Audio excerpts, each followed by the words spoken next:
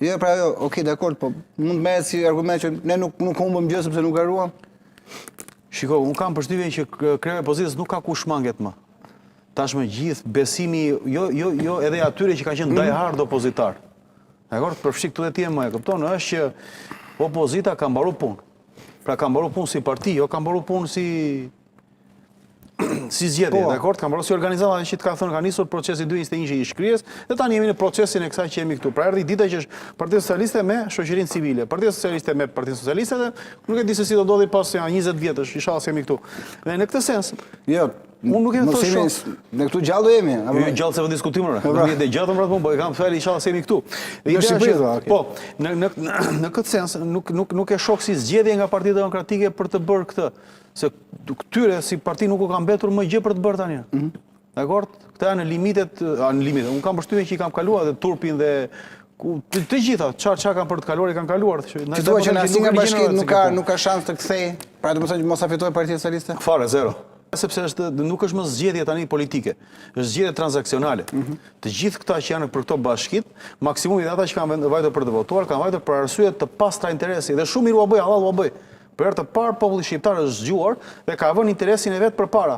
Pra unë do iki në zgjedhje jo për ty, jo se e burri mirë, ti apo e grua mirë, ti apo ku dëgjoj, po do iki të shoh hallin tim. Ma mbaron dot më këtë punë? Po, na votën, urdhro. Nuk ka më bukur se kaq. Ti thua që kjo është gjë e mirë? Është shumë gjë e mirë. Jemi akoma në format primitive të transaksioneve të tilla, dakord? Sepse kemi kërkesa edhe primitive, dakord? Siç janë njerëzit zakonisht kur janë të pangrënë, të papirë, të pashtusur, edhe ne kjo shoqëri e tillë jemi, dakord? Dhe kemi kërkesa fillimisht për të ngrënë, për të pirë dhe për të, siç thoshte ai, dakord? Në këtë sens, me kalimin e kohës, kur do ngahen njerëzit të pinë dhe të lirohen, dakord? Pas ja 50 vjetësh do kenë dhe kërkesa të tipit, ore ma bëj universitet më të qytetit tim. Po. Sepse tani nuk ka nevojë për universitet. Ti thua që jemi shumë larg asaj, ëh? Jemi ja 50 ditë larg asaj, në minimum. 50. Dakor? Dhe në këtë sens, nuk ka më mirë se të tillë. Njerëzit janë ndërgjegjësuar, është marrëdhënie e pastër transaksionale. Mi jep këtë, ti jap atë. Domethënë bravo qoftë. Okej, tani ti e ke një damar, ke një me Tepelenën, pjesëmarrjen e Tepelenës shumë lart. Shikoj. Ti ke lindur aty apo jo? Mos e po. Po, ka problem pjesëmarrja e Tepelenën shumë e lartë, mbas gjithmonë mbas matit dhe pjesëmarrja shumë e vogël në Vlorë. Me lezo pak këto. Po diskutoja me dikë. Dhe më thoshte, edhe i them, kandidatën për Tepelen është një person që nuk ka lidhje fare me Tepelen. 31%. Nuk ka rëndësi pjesëmarrje, se Tepelen e mbushin ato me vratë paralele dhe e mbushin apo. Është një kandidat që s'ka lidhje fare me Tepelen, nga Partia Socialiste, që deri diku më duket se edhe voton vetë te 107, nuk është as i regjistruar që jeton Tepelen. Nuk e do ta verifikoj këtë, po kështu më thoshte. Nga krau tjetër është një person që është 23 vjeç. Kushdo qofshti, 23 vjeç, ti nuk ke çfarë bën vëlla. Nuk ke nga e kap kapistrën e tjera.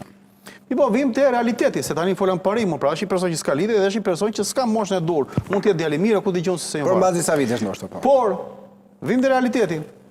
Për çfarë ka nevojë Tepelena? Edhe kur them Tepelena kanë fjalën për të gjithë këto qytete. Pra ka shumë njësoj janë gjithë. Pra si gjë, pse po se kanë vdekur. Si kanë vdekur? Po kanë vdekur më për si qytete. Ndaj dhe nevojat e tyre dhe përfaqësia e tyre është e tillë sipas realitetit pragmatik fatkeq që kemi ne tani këtu. Pra, do përvajsohet nga ato që ka brenda ajo masa statistikore